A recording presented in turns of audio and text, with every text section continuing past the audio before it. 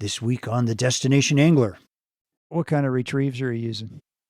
Yeah, if you're I think gonna be successful on Henry's Lake, it varying your retrieve from depending on the time of year where you're fishing. It's there. Some people retrieve very fast, and a foot at a time or something, and a real slow retrieve.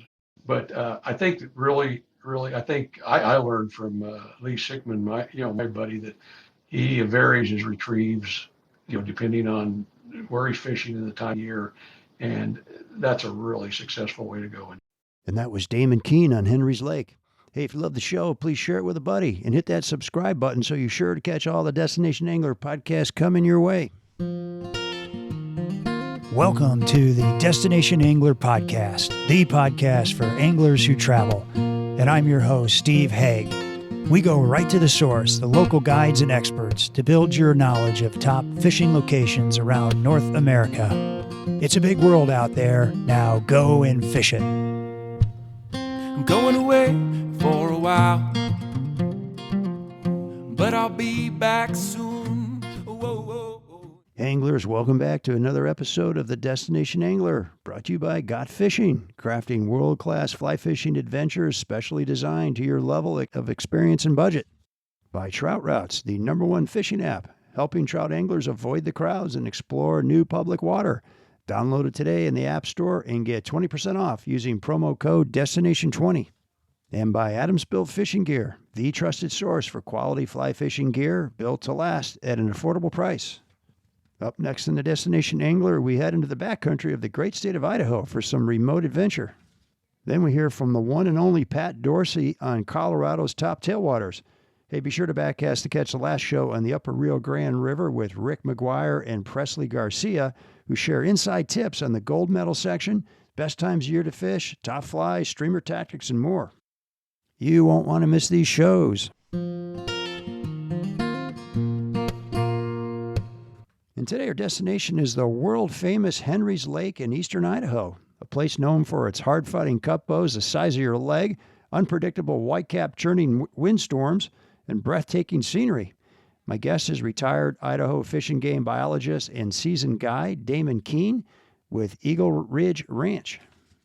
Damon grew up in Nampa, Idaho, hunting and fishing his way through childhood, dreaming of becoming a game warden, but instead he found his calling with Fish and Game, eventually landing the coveted role of state biologist for Henry's Lake.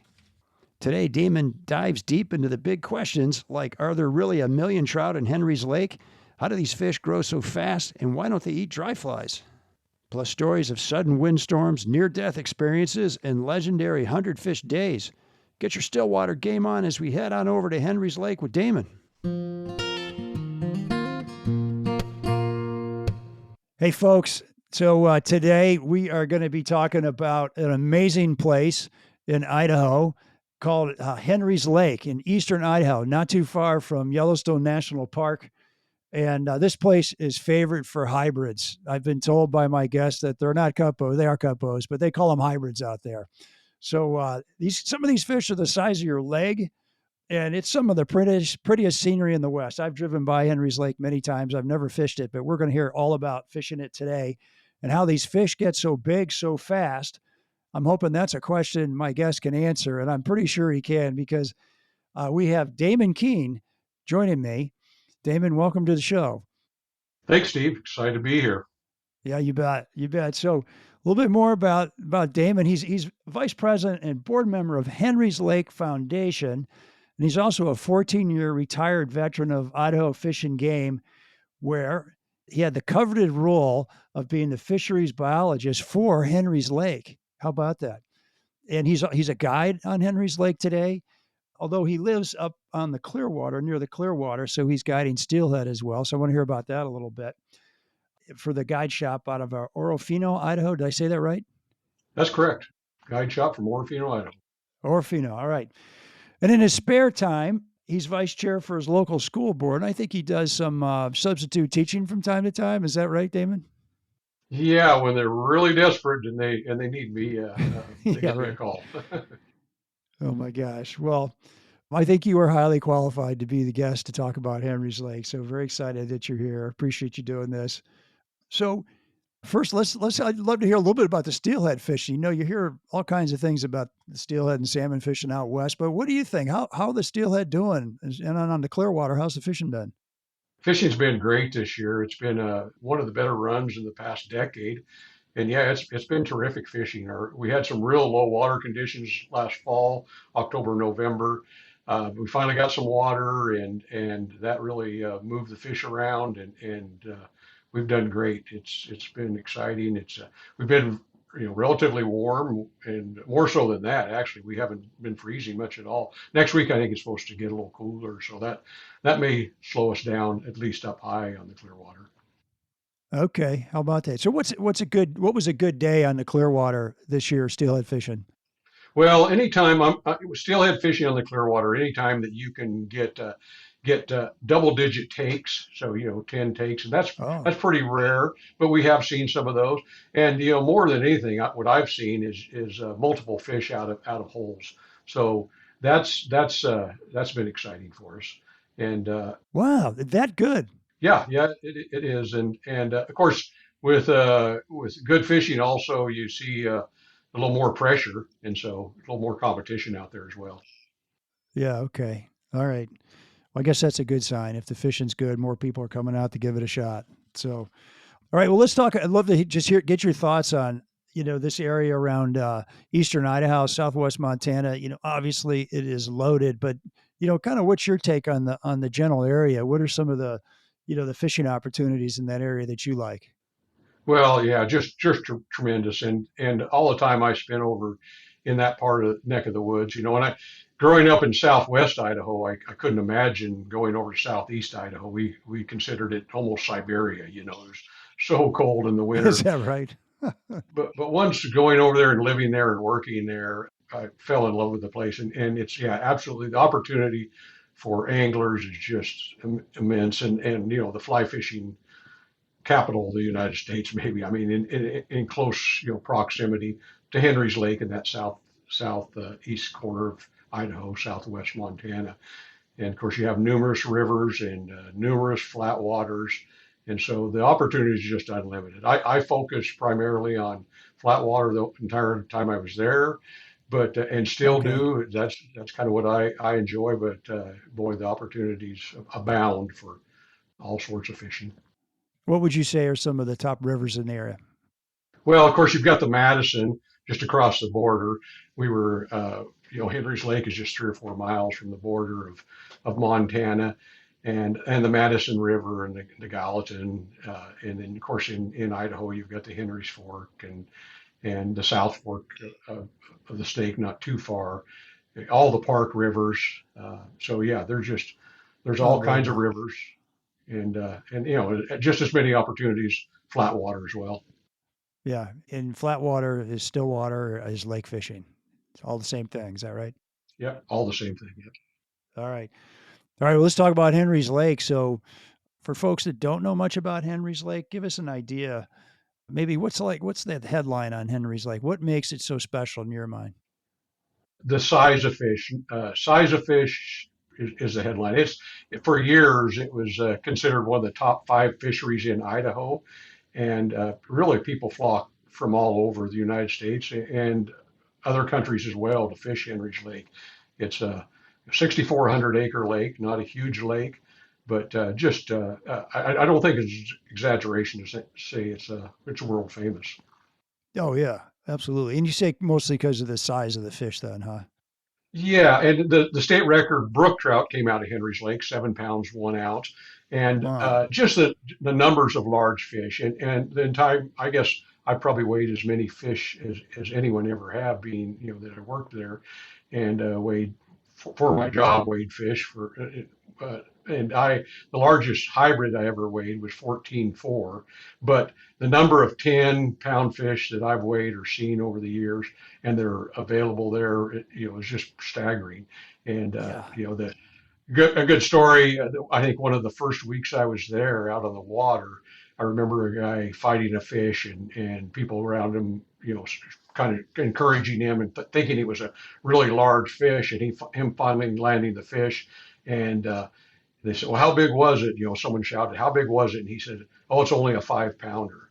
And that's true story and happens all the time. 5 pound fish doesn't even gather a second glance. That would be my personal best, a 5 pound trout, I think. Yeah, Yeah, that's it's incredible. wild. It's just yeah. How do they get so big? What's going on in the lake? Well, nutrient rich lake.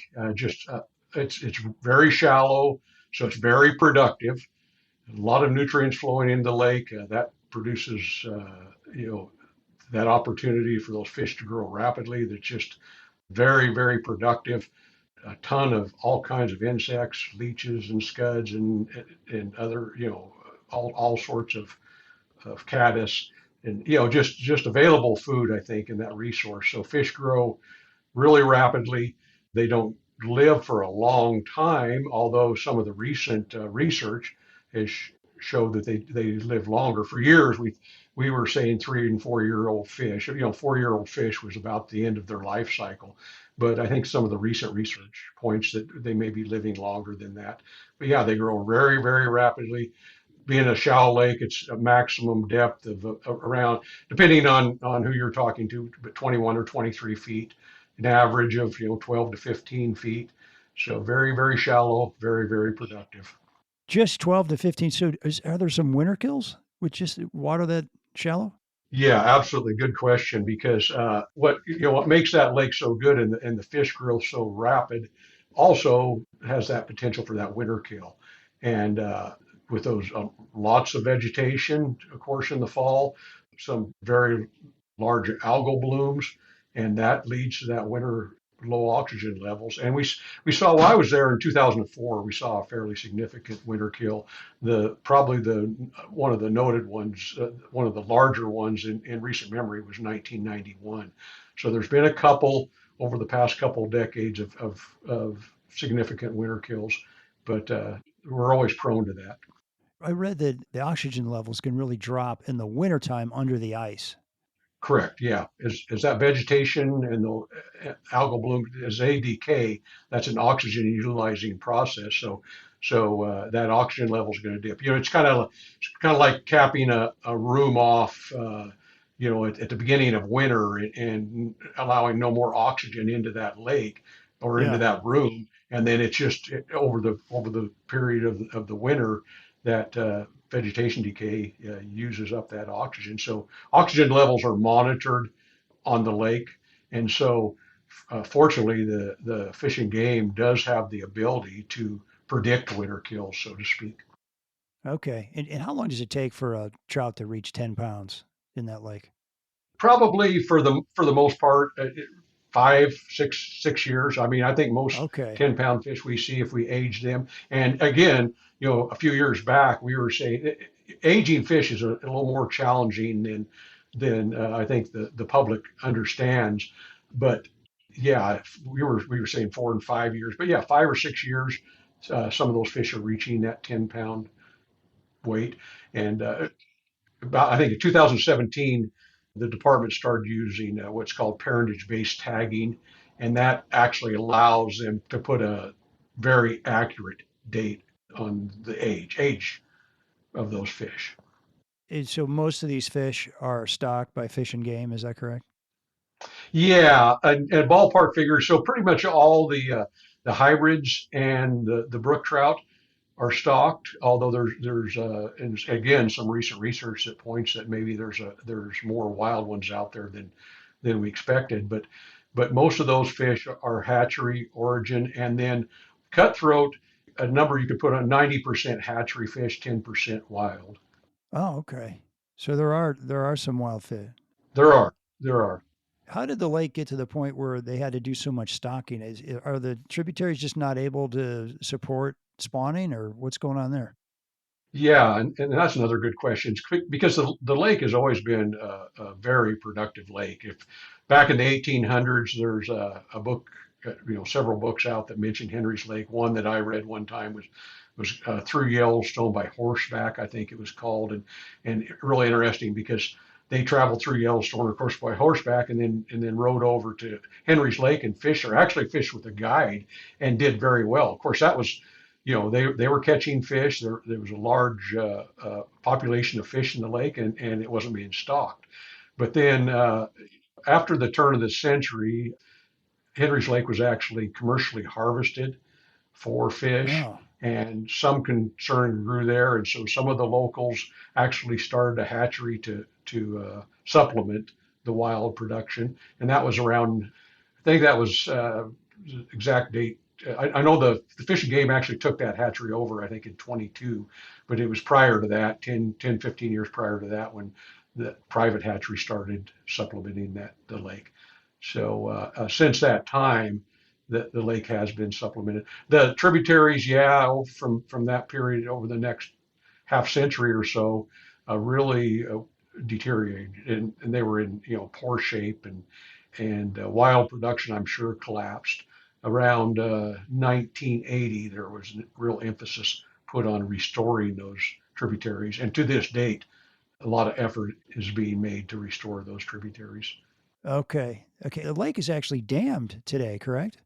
Yeah, it was a natural lake. It was first dammed in 1922, and then again, I think about 1960. So it's been that second dam was raised the level, so increased the capacity of the lake a little more. But you can imagine back prior to the dam, those depths I gave you a little bit ago, 13, 14 feet deep. It was a much shallower lake before the dam, and still produced fish. But they were there was at one time I read another article about a winter kill on Henry's Lake before the dams. That was it. Same thing you kind of see now. They saw a lot of fish crowding the tributaries, and really didn't know what to do about it in the dead of winter. So even prior to the dams being installed, or the dam being installed, that lake was prone to winter kill. Huh. Interesting. So, how much did the dam raise the level of the lake? I can't tell you for sure, and I don't know if anyone knows, but I've heard 5, 6, 7 feet was the Oh, a height. lot. Before. Well, yeah, I raised it quite a bit, and yeah, it was a very shallow lake that actually had floating islands in it, Oh, and so kind of a real interesting lake. a floating island. What's that like of biomass? What's floating? Yeah, of vegetation, and actually Okay.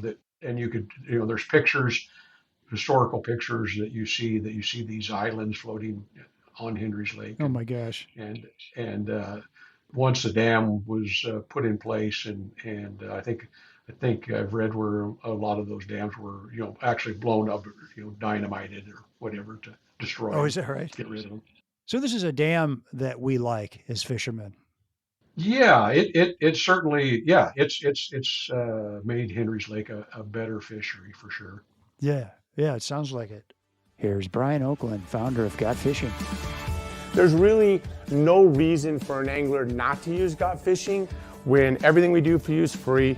We have the best trips around the world. We only work with the best outfitters, and we're definitely going to get you the best deal and the best dates guaranteed. That's why we have clients come back time and time again. We have Don with us on this trip. This has been his 6th fishing adventure with Got Fishing, and I think if you asked him, it is because of all the little things. We don't tell people, we ask questions. What is it that you're looking for? What would be most important to you? Who's coming with you? What's your experience level? And really at the end of the day, what is the most important aspect of this experience that you're looking to take home? And then from there, we just marry them up with some of the best lodges, let them take a look at 2 or 3 different options and pick what's going to be best for them. Well, there you have it, folks. A pretty good case for choosing Got Fishing for your next big adventure. So what are you waiting for? Give Brian a shout or visit gotfishing.com. Do you struggle finding new trout streams to explore? Tired of stumbling around country roads looking for access points? Looking to escape the crowds? Then look no further, because Trout Routes has meticulously mapped and classified over 50,000 trout streams covering the entire lower 48, including 350,000 hand-curated public access points marked and ready for you to explore. I'm a huge fan of Trout Routes because they make it so easy to explore new trout waters. Many times, Trout Routes has helped me find new public water and get into fish fast. And the good folks at Trout Routes have been busy this winter making Trout Routes even better. Enter Stream Cards 2.0, the latest iOS release that brings together more info at your fingertips by organizing data like stream flows, access laws, nearest fly shops into easily accessible tabs for every river and stream in the app. And now you can check real-time stream height and flow rates with river data from stream gauges and compare those with historical data to spot trends. Pretty cool, huh? Planning a trip? Well, you'll love the advanced filter features that let you hone in on top-rated streams, boat ramps, camping spots, and more. So what are you waiting for? Start exploring today by downloading Trout Routes on your Apple or Android phone. So is the bottom of the lake, I want to get into like the seasons, like ice off and then spring, summer, fall, that kind of thing. But it sounds like the bottom of the lake is completely covered in weeds. Is that right? During the summer? Yeah, there are pockets, so anglers will fish pockets of open water. But yeah, there's a lot of vegetation out there, and as you learn the lake, you know where those pockets are. You're looking for those open pockets between the masses of weeds, and yeah, some of the deeper water, there's not a lot of vegetation all the time, but yeah, it's covered pretty much. So. Well, that's probably why there's so much food out there, right? Those scuds and whatnot probably love that. Absolutely, yeah. Yeah. Okay. The other statistic I read, which just blew my mind, was that there's 1 million fish in Henry's Lake. Is that right? Yeah, I don't know about. I mean, yeah, it's really hard to estimate the number of fish in the Okay. lake. There's it's much easier in a river where you can do mark recapture and and you can get very accurate estimates of fish in a moving body of water. You don't have a real we don't have a lot of success marking fish in Henry's Lake, randomly marking fish. You can't do the shocking like you do in a river. So it's fairly difficult. The estimates, I think, half of that, probably be more accurate, half of that or so, but I think that a real solid number is somewhat elusive. Somewhat, but maybe hundreds of thousands of fish in Henry's Lake. Could that be Yeah, I think possible? that would be accurate, and a lot of sampling is done. Gill nut sampling, for instance, on Henry's Lake, really an intensive effort, and you can see trends. So that trend data is real critical to the fishery. You know if the numbers are up or down, abundance is up or down from year to year. So why do the catch rates vary so much year to year? It's just an abundance thing, or Yeah, I would say that's probably the number one factor. There's also obviously, just like any other fishery, you have conditions that make it tougher to catch fish. If you don't have inflow, if you have a poor snow year, and let's say even though the lake is full of water, which it usually is, they keep water up in Henry's Lake pretty very seldom is it drawn down significantly, but the tributary flow impacts the catch rate certainly. If you've got good water flowing into the lake, then those fish seem to congregate, and so catch rates go up. they're easier to catch because they're congregated? Absolutely. Yep. Huh. They congregate, and as that water warms up, they congregate even more so near that flowing water. So if you don't have the flowing water, if the tributary flow is down, it makes it maybe catch rates will be down. Obviously, as with any other fishery, elevated water temperatures.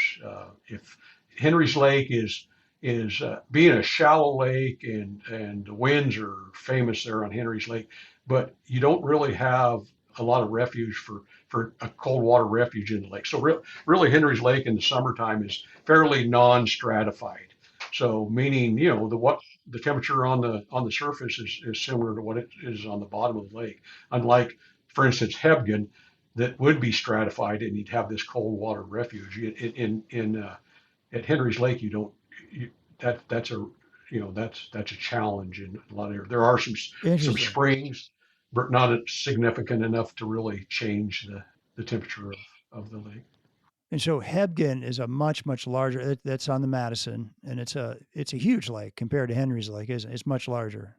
Yeah, much larger, bigger tributaries flowing in, and much greater depth. The lake's Yeah. much deeper, so a totally different lake, and it's going to fish totally different. And so yeah, you get up 70 degrees 72 degrees at Henry's Lake water temperatures, and it's just going to be tough to fish. Yeah, fish don't like that. Yeah, and it stays for a And long it's going time. to be like that top to bottom. Yeah, pretty much. And if you had a very, very warm June and that stayed through July and August, that would lower the catch rate. So numbers are number one factor, but there's other factors that you can have. You can have a year where there's pretty good numbers of fish out there, and the fishing can still be challenging. Okay. You mentioned it's a windy lake. How windy? Tell me about the wind. Yeah, convection winds in the afternoon are just almost a given. If you had, I've done a lot of krill surveys on the lake and things like that, but and this is, I can't say that I've ever looked at this, for a fact, but I know that I would suspect that your 12 o'clock, 1 o'clock to 5, 6 o'clock is by far your slowest period of angling effort, and that's due to the winds primarily. People are out Oh, okay. early and they fish till 11, noon, 1. Those winds kick up, and then they're back at their cabin or at the campground. And then evening fishing isn't as big a deal as some other waters, but you can still get out. Those winds die down then late afternoon, and Okay. Have you gotten caught in a good windstorm out there before? yeah, anybody that's fished Henry's Lake, if you haven't been caught in a windstorm, you probably haven't fished enough. Yeah, it's a real challenge, and the best advice I think I ever got when I first started at Henry's Lake, one of the local guys, Stan Horton, that owned Staley Springs at that time, said, if over Red Rock Pass, you see dark clouds coming over Red Rock Pass, get off the lake. And that's great advice. And you don't wait for the wind because it can catch you. And yeah, I've got some great stories on some of those windstorms. And Let's hear one of them. yeah, well, I'll tell you what, I have a lot of friends that are just avid Henry's Lake anglers, and some terrific ones. Lee Sickman is a really good friend of mine, and just a Oh, terrific, terrific fly tyer. I'll give you a short one on him. One day I was over on the southeast corner by Howard Creek, and as I was coming into the dock is right there close, and I looked across the lake and I could see the winds coming. And he was at Targhee Creek, which isn't very far, maybe a mile north of that. And him and another local fisherman, Wade Huntsman, just a top-notch fisherman, were over fishing Targhee, and I could see the wind coming, the whitecaps. And I called him up and I said, "Button down the hatches." And he thought, "You're crazy. What are you talking about? It's dead calm." And 5 minutes later, him and Wade both were into the shore and then into Targhee Creek trying to, save their boats and making sure they didn't really? capsize. Yeah, absolutely, That fast? that fast. And another good, I'll tell you one more that kind of dear to me because of all the people that fish there. There was an older gentleman named Don Carrier. He passed away a few years ago in his early 90s, and fished Henry's Lake for 25, 30 years, all summer long. Loved Henry's Lake, and him, along with a bunch of other anglers, were fishing Targhee Creek, which is really the farthest point from any boat dock on the lake, but it's really good fishing middle of the summer. Huge storm came up. People scattered everywhere. Some people went to the shore. Some went other places. Don Carrier's son-in-law has a great big boat, but he went to over across the lake to Duck Creek and actually beached it. It was so severe. Don had a little boat. I think it was a 14-foot boat with a 20-horse motor. He got halfway across the lake. His life vest was at the front of the boat. He was back, steering the motor. Couldn't let go of the motor to get his life vest Yeah. because he'd capsized and just holding himself steady. Well, everyone kind of knew he was out there, and people were watching him, just thinking he's not going to make it. He's not going to make it. And then, just by, I guess, pure luck and maybe his skills as well, he did make it, and he got in there. And of course, he was drenched and cold and everything.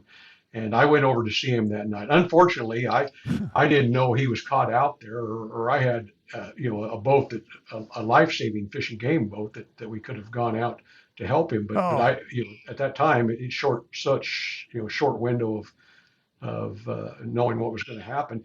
And I went over to his house that night, and his wife, who's a Betty Carrier, was the toughest lady I ever met. And Don tough. was telling me the story, and he was telling me the story of what happened to them that day. And he kept saying, Damon, I thought I was going to die. I thought I was going to Really? die. And I remember Betty saying, oh, Don, just quit your exaggerating, Don. But Suck it up, Don. Pull up your skirt. yeah, exactly. But he was sincere, and all those years, that was probably his Man, closest to losing his boat. that's a scary thing where you're out on a, on a lake or on the ocean and the waves are kicking up and everything. I don't know. I would not want to be out there when that wind is kicking up. So I feel like all the times I've driven by it has been like on a blue sky day, beautiful weather, and it just looks beautiful. Like what could ever happen out on that lake? It just looks absolutely gorgeous. But guess things can happen. Yes, yeah. Hey anglers, if you're on the hunt for fishing gear that's as tough as you are, look no further than Adams Built Fishing Gear. Since 2014, Adams Built has been the go-to choice for anglers who demand quality without breaking the bank. Their lineup of lightweight waders, high-quality nets, and meticulously designed fly boxes is second to none. But here's what really impressed me. Adams Built stands behind their products like no other. Every single item is guaranteed to last. Yep, you heard that right. And get this, Adams Built waders even come with a lifetime repair or replace guarantee, with you only paying for shipping. Now that's a deal you can't beat. So why settle for gear that won't last? Make the smart choice and gear up with Adams Built Fishing Gear today. Ask your local dealer for Adams Built or visit www.adamsbuiltfishing.com and tell them Steve sent you from the Destination Angler podcast.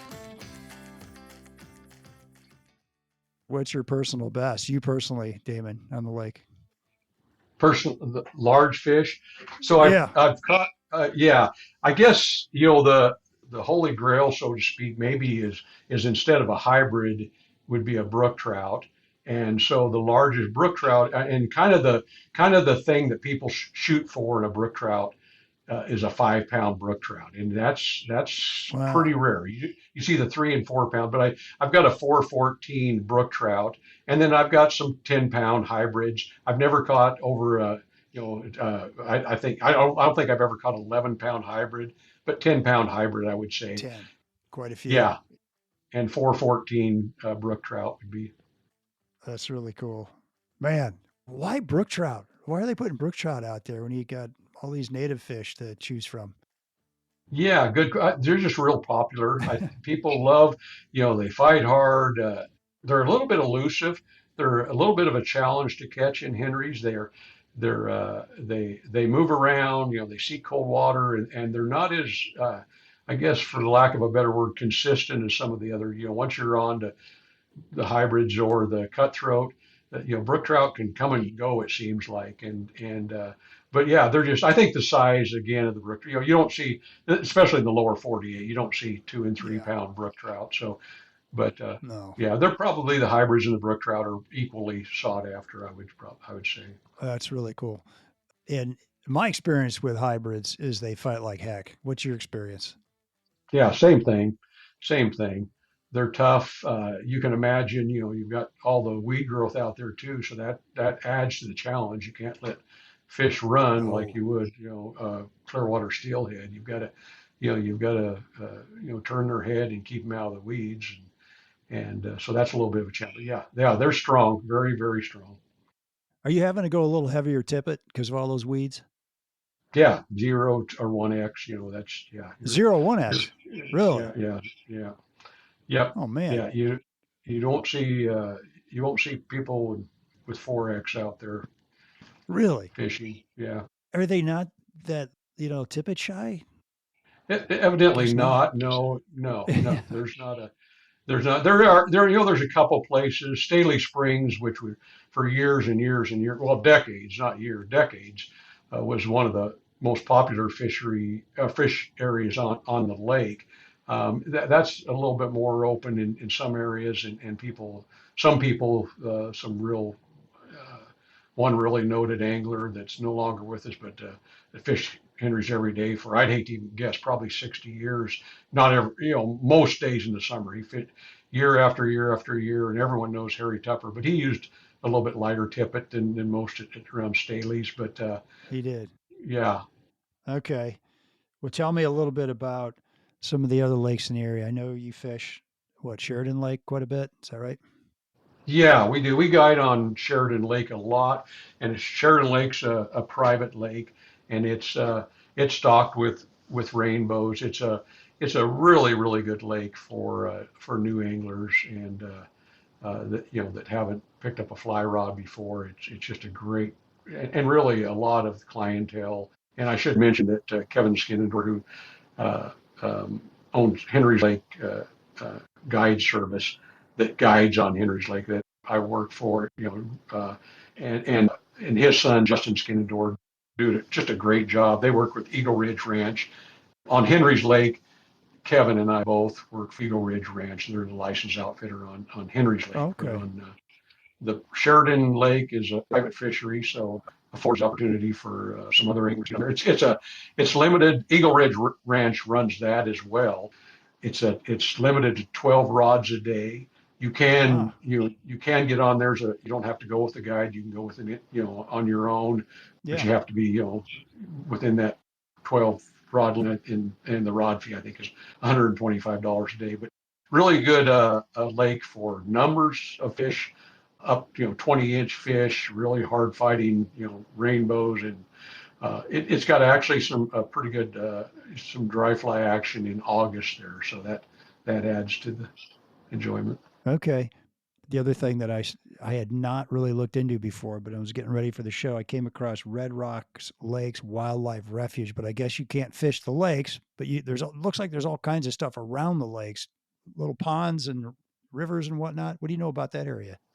Yeah, not a lot. I haven't fished it a lot. A lot of people do. There are some creeks over there, and people are excited to fish that. And but yeah, it does have over on that side divide, the Continental Divide, Red Rock Pass. There's the elk that's over there, and Hidden Lake over that side. So there are a couple lakes you can fish over there.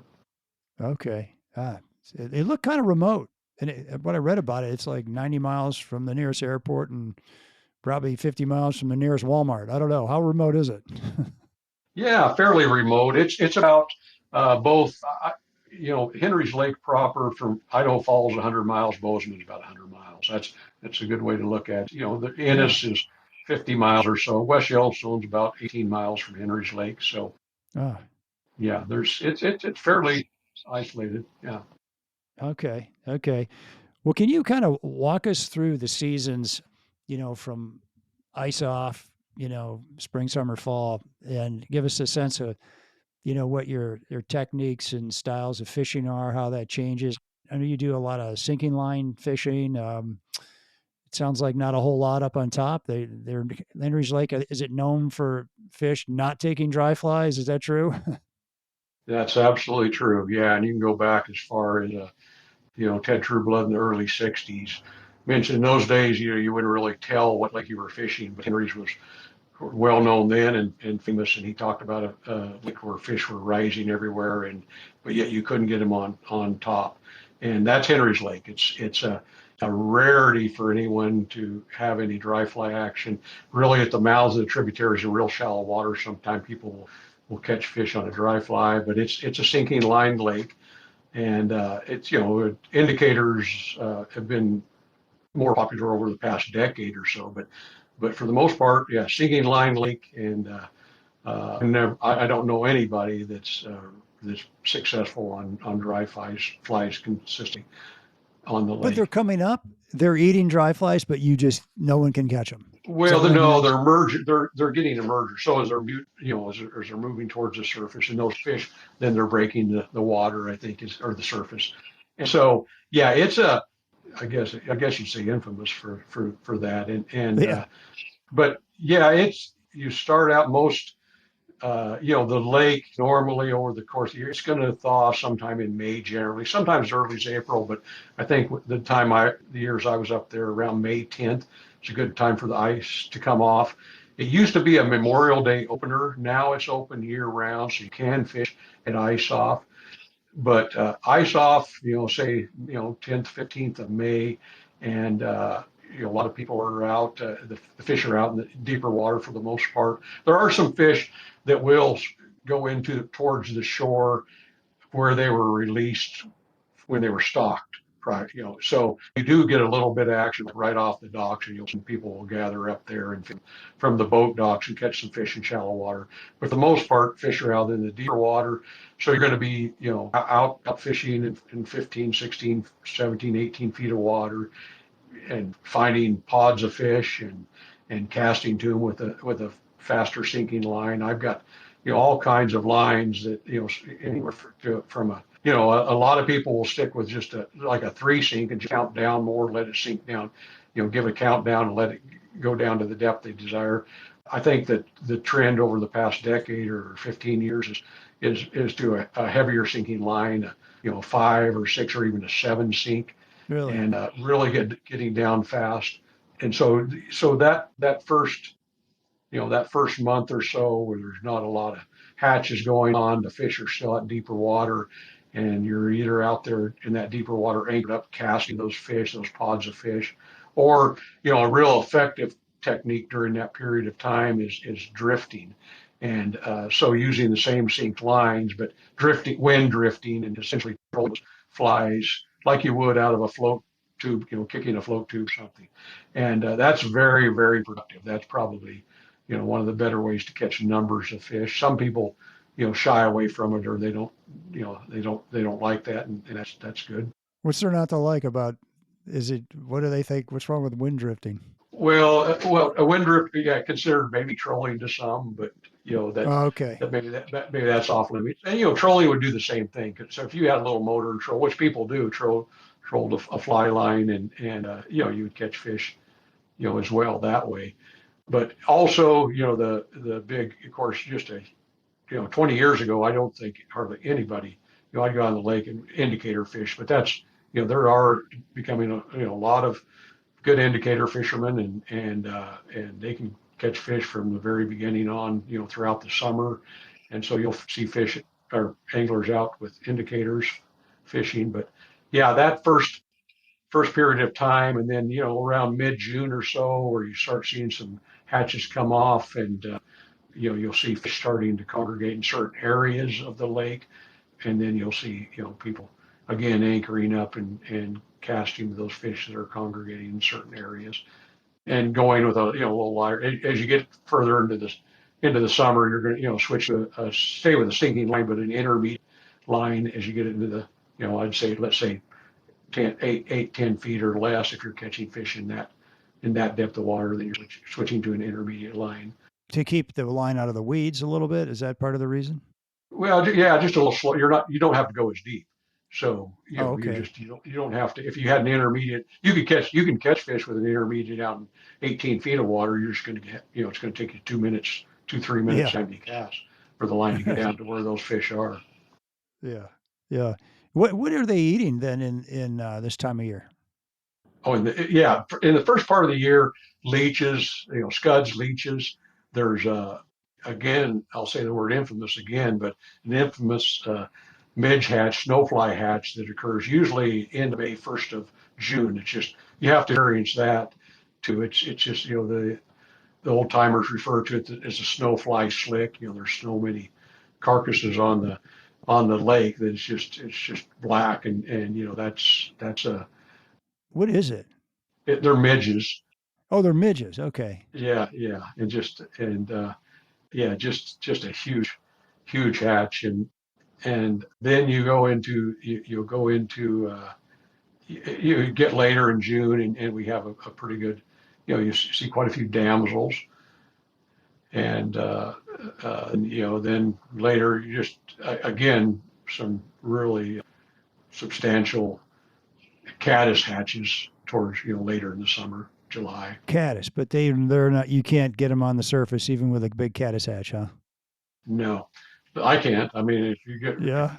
yeah, I don't know All right. anybody that can, but What's your caddis pattern? What are you throwing a pupa underneath, dropping something? What are you doing? yeah, there's a number of them. As you get later in the summer, there's some local patterns like the Sickman kind of I was mentioning earlier. He's got what's a little brown that that and the Renegade is Henry's Lake Renegade is always a real good fly. Has been for decades a great fly and Okay. that's used. There's leech patterns are always used throughout the summer, but one of I guess one of the best people, if they really get serious about fishing Henry's Lake, should buy Bill Sheesh, who's again for decades. He doesn't fish much anymore on Henry's, but he was a guide and I guess just a Henry's Lake guru. And he wrote a book, Fishing Henry's Lake, and he's got eight to this day the local patterns.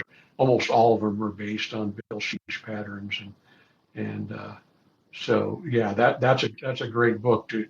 So there's a flag called the Mighty Mouse that's really popular on the lake. I think I mentioned one of the leech patterns. I talked to Mike Wilson, who runs the Drift Lodge, which is a local fly shop that really specialized in stillwater fishery, and his patterns kind of or his Bill Sheets flies that sold were primarily electric black was by far his biggest seller, and that's a leech pattern and really Yeah. good fly. But yeah, Okay. How big? How big are these guys? Leech patterns. tens, 12s, eights. Yeah, Okay. Pretty small then. yeah, Yeah. Like total inches with a tail. We're talking about an inch and a half, 2 inches. yeah, inch and a half. Yeah, inch and a half. Some people fish bigger ones. Okay. Kevin Skinnendor, who again my partner, who's just an outstanding tyer, uses some fairly big leech patterns, and he's got a couple of his own that are just very successful and a little bit Okay. larger than that, and than what I fish or what. But yeah, very successful. What kind of retrieves are you using? Yeah, if you're I think gonna be successful on Henry's Lake, it varying your retrieve from depending on the time of year where you're fishing. It's there. Some people retrieve very fast, and a foot at a time or something, and a real slow retrieve. Another local guy, Harry Ward, excellent fisherman. He's known for one of the slowest retrieves and very successful. Another longtime fisherman, Wayne Meeks, is I think everybody knows Wayne Meeks retrieve. It's always the same, but real rapid, real short. But I think that I think I learned from Lee Sickman, my buddy, that he varies his retrieves, depending on where he's fishing in the time of year, and that's a really successful way to go. And sometimes you're retrieving very slow, sometimes faster, some longer strips, shorter strips. Yeah, so it just depends. What do you have to tell your customers over and over again while they're fishing with you? I got to believe part of this is slow down. You're going too fast on your retrieve, or no? Yeah, no, I don't think so. I don't think so. People will usually follow what you say, and again, we go out there and we don't know, you know, what's going to work that day, and so again, just varying that retrieve, and everybody has their own little, and it's got to make some difference. Whether it makes all, you can people catch with a fast retrieve when you're doing a slow retrieve on the same day someone Is that else is, right? but Okay. yeah, but I mean it is something that, and getting to the depth, so that depth of where your fly is located, you want to get down near the bottom, so that countdown, or depending on which line you're using. So, and as you know, different manufacturers have, their all intermediates aren't the same line. And so whatever line you're using and you get your countdown or where you think those fish are at, and that's the key. But All right. So if you're retrieving these flies, are you just typically one fly back there, or are you sometimes doubling up? I always fish one, but people do fish two. And yeah, and of course the indicator fishermen, I can say that majority of them do. But if you're casting and stripping, probably the majority of people are just using one fly. Okay. And do you use balance leeches? You probably, since you're not indicator fishing, what do you use? Yeah, no. I mean, I have, and Kevin and Justin especially, he uses a lot of balance leeches and indicator fishing. But yeah, that's something a little bit newer. I don't, myself, I don't, You don't do that. but Okay. I know others do, and there's a lot of good anglers out there, and that use a variety of methods Okay. to catch fish. What are the best anglers doing that really sets them apart? What do you think? You mentioned a couple things, but what else? Yeah, I thought about this a little bit, and as with any outdoor activity, I guess. I mean, to me, and over the years when I wasn't fishing, I was out there, collecting data and interviewing anglers and talking to them. So I wasn't fishing for most of those years I was out there, but I think there's a pattern that that their efforts got to be number one. So the anglers that get there's certain spots where fish congregate and the fish is better in other areas. So those best anglers are generally there in that location, and they're first on water, and they're going to be there a while. They're not going to go out for an hour and be done. So they're going to put their time in on the water. They're going to put in the effort required, and then the equipment range is, like I mentioned, getting the right sinking line, and have a variety of sinking lines so you can match your line to the depth of the water you're at. Ah, okay. Your retrieve, and the fly, maybe the flies, and I, two or three. Some people say it's number one, and they probably know more than I do for sure. But I think I would take more of that work, and I base that a lot on whether you're out there in Henry interviewing anglers and they're telling you the secret lie, or I worked for years and years in sport goods, and the secret lure, or the secret fly, or whatever. And it seems like those successful anglers, unless they're communicating with one another, seldom are they using the same pattern, and they're still Yeah. successful. So I would, lo- location is critically important. Line, retrieve, fly, those are those all are critical. Do the fish change their behaviors in the fall quite a bit then? Yeah, so yeah, just going through fish out, the ice off, and then through June, fish are out in deeper water, generally speaking. Then they start moving towards the tributary mouths. I used to always say like Duck Creek, which is a tributary of Henry's, that Duck Creek area and the deeper water off of Duck Creek, and what I call the Duck Creek Flats north of Duck Creek were like the June fishery. That's changed a little bit maybe, but still kind of holds. So the west side of the lake is maybe the June fish, the fishery. Then July is the most consistent fishery on the lake without question, or fishing area, I should say, on the lake without is it would be Targhee Creek, which is on the east side of the lake. It's the largest tributary Henry's Lake, got the largest area. When fishing is good, there can be 30, 40, 50 boats out at Targhee Creek and catching Oh, fish in multiple areas. And then, then they kind of move towards the southeast corner of the lake in August, September, towards what's called Howard Creek. Then in the fall, they again, out towards the deeper water, sometimes out towards the north shore in the deeper water, the Pintail Point area, the Timber Creek area is another tributary. So that's kind of just a general pattern yeah, that, helpful. that you see.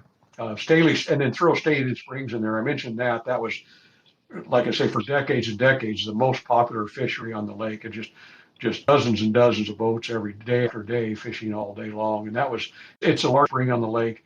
Fish congregate there when the water warms up. But then also there was flow diverted from Creek into to Staley Springs.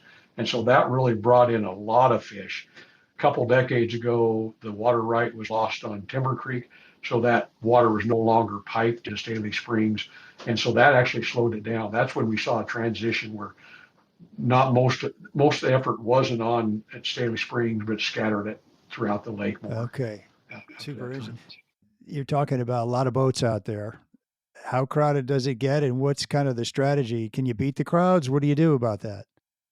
Yeah, you can. And the most boats I ever counted, we did instantaneous counts. And I mentioned that the lake used to open on Memorial Day weekend. The most boats I ever counted at one time was 350 boats. And so you can imagine 300. 6,400. Yeah, a lot. But Wow. it usually bounces back, after Memorial Day slows down quite a bit. If the fishing's good, then it's going to be pretty crowded. When fishing's slow, the word goes out rapidly and there's not much pressure. The last 3 or 4 years, it's been fairly tough fishing. And so Yeah. the crowds haven't been a factor. It's still producing some big fish, but you have to be a top-notch angler and dedicated really to be real successful when those fish numbers are down Yeah. like they are now. Oh, interesting. Why are the fish numbers down? Why have they been down the last couple of years? Good question. And you mentioned that I'm involved with the Henry's Lake Foundation, and Right. we're working hard with the Fish and Game, helping to fund some research projects to try to identify some of those factors. And the ups and downs of the fish abundance based on survival of the stocked fish in the fall. And for a multitude of reasons, some years those fish do really well, and some years they don't do very well. And we've had 3 or 4 years, although a couple of years ago, I guess we had a fairly good stocking, but where those fish, they're planted as 3-inch fingerlings. And Oh, so wow. survival is going to be pretty poor anyway. But, the warmer water temperatures, warmer summers, some poor winter conditions can all contribute that. Maybe stocking location, the health of the fish. That we've got some non-natives in our chubs that are in the lake that may be impacting it. But I think probably if you had wondering, hey, why is fishing not as good today as it was 4 or 5 years ago? Probably that weather, lack of precipitation, lack of poor snowpacks, high summer temps probably all contribute. So tell me why Henry's Lake needs a foundation. Yeah, it's gosh, the foundation. Even when I worked at Henry's Lake for the department, they were so helpful. They the to funding projects, needed projects like we have feeds on the tributaries so fish aren't diverted out into pastures, and they can be directed back to the tributaries. Yeah. Henry's Lake, purchased all those. Any migration barriers are repaired. Henry's Lake habitat efforts. Henry's Lake was right on the verge the Fish and Game was not being able to stock hybrids in the lake about 2 decades ago because we weren't very sick. The hybrids are sterile, are fertile. Naturally, they're fertile. When you Oh, cross a okay. female cutthroat with a rainbow male, the offspring are fertile. And so you have to sterilize those fish essentially, or the eggs. And there's a method to do that. And there's a pressure machine where you put all the eggs in, you pressurize those eggs, and actually renders the fish that are hatched from those eggs sterile. And Huh. Henry Lake Foundation purchased that. That was about, at that time when I was working there, we really couldn't afford that machine, and the foundation purchased it for us. As I mentioned, now they're funding some very big research projects. So habitat primarily number one, but when the department needs money, the Fish and Game needs money, and they need it in a hurry, the foundation's always been there. And I would venture to say that as far as habitat work, and there's been a lot of done over the past 40 years, I doubt any of that would have been done without the Henry's Lake Foundation's assistance. Yeah. That's awesome. I read about the culvert project on Highway 87 and a bunch of vegetation you guys have planted, fencing, assuming to keep cattle out of streams in the lake. Is that right? The fencing? That's correct. That's correct. Right. Protect riparian areas. And I might mention that, that's all with cooperation of local landowners. Without their assistance, none of that would have been possible either. Why do they want to sterilize the hybrids? Is this to keep them from breeding with the Yellowstone cutthroat that are in there? Or That's the answer. Yeah. So that's it? Okay. you don't want to reduce the genetic integrity and and Huh. really 100% of the stocked hybrids and the brook trout that are stocked are sterile now. All right. Can you think of like the best day you've ever had in water? I don't know how you want to define a best day, but Can you think of a time where you said that was just an awesome day? And tell us about that. Yeah. Well, again, I mean, most of my time was spent, for 14 years, I was out there with anglers, not angling myself. And so I would almost have to say, I know anglers that have caught triple digit fish. I know one, I in particular that caught 100 fish. It took him most of the day to do. I think there's another. I can think of a couple people that caught 100 fish in a day, but there's not too many of us that will stay to do that as a goal. But and I've kind of thought about that a little bit too. I'll tell you one because I've seen days where they're just incredible days, but where I've seen anglers catch, and I can think of some, I mentioned Lee Sickman, just a tremendous fisherman, Wade Huntsman, catching fish after fish, and you're just in awe of these guys almost. They're that good.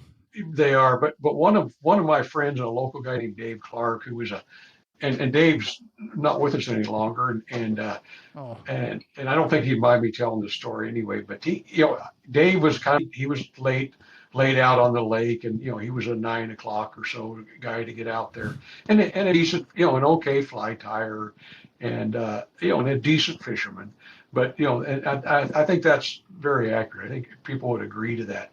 But one day out at Targhee Creek, and actually I think I was fishing today, but I looked over and all was crowded around. There were quite a few boats, and Dave Clark got in an area and had just an incredible day. And I don't know that anglers over the years, but I think Dave landed close to double digit fish that were 6 to 10 pounds, all of them. geez. And Wow. and that was, to me, that was one of my more memorable days. That's so interesting. And you're talking about somebody else's great day, and that was memorable for you. It was, yeah, and I've seen anglers catch more big fish, and I can think of one, a guy named Pete Linden. I know there's a great angler, but Dave Clark, on that day was, yeah, He was on fire. he was the best. He had it dialed in. But yeah, how did you like your time with Fish and Game, being the biologist for the lake? How'd you like that? Yeah, I loved it. You were at work 7 days a week, and it wasn't for everybody, but it fit me well, and the anglers and quick story that I like to tell. I moved there. I was in northern Idaho, and I moved over to Henry's Lake. That position opened, and they'd had some difficulty in the prior years with that position. And it was, it's a pretty public position. You're out there kind of on the island by yourself, and your boss is 100 miles away. And Virgil Moore, who at that time was a bureau chief, fishery bureau chief, and later would become the director of Fish and Game. He's retired now, but he stopped by, and I think he had some concern, and we were on the front lawn of the facility, and Virgil was saying, this is a tough job and how important it was. And he said, but Damon, this job, you do well here, and we promote you rapidly, and Yeah. you're on a upward trajectory. You do well here. Well, I tell people that was, 14 and a half years later, after never being promoted, I retired from Henry's Lake. So I left there for 3 years and was up on the Potlatch River with Steelhead, and I wanted to retire there. So I went back there to retire and worked the last 3.5, so 14 and a half years total. But Oh, you did. it was a Okay. great job. Great job. Yeah. So you're retired, but you're still guiding. What's up with that? Yeah, I like to go out there and again mingle with the anglers and talk to the anglers. I like to fish, but that affords me an opportunity. I do like to see young people catching fish. I mentioned earlier that our clientele, Eagle Ridge Ranch, that out on Henry's Lake, even there, and definitely Sheridan Lake, most of those anglers are brand new anglers. I like to see new anglers catch fish, and they're not, it's not real technical for the most part. Those anglers can be real happy. And the same thing with on the Clearwater, guiding for steelhead. Seeing an angler catch their first a Clearwater B steelhead, 12, 15 pounds, and their Yeah. first big fish they've ever landed. It's exhilarating. Yeah. I bet they got a smile on their face. Yeah, they do. They do. Yeah, yeah. So I'm curious, as a child, when did this start to click for you? Were you like, man, I really like the outdoors? Yeah, I grew up with a outdoors family, and we fished high mountain lakes and hunted in England. That was just something. Then I got with a group of friends. When I was about 12, we started hunting, and really none of us had. I lost my father, and the others were fatherless as well, so to speak. Really? Huh. Yeah, and so we started. I mean, just a little group of friends, and that's what we did. We hunted and fished, and so that.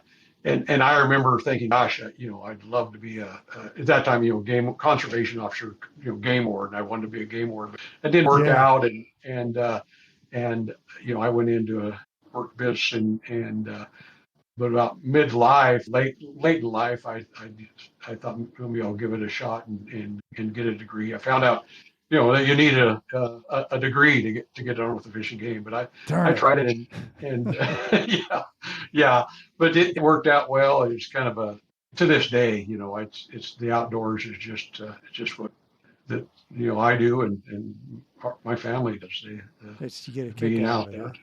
there. Absolutely. Yeah. So I'm curious, as a kid, what kind of were you?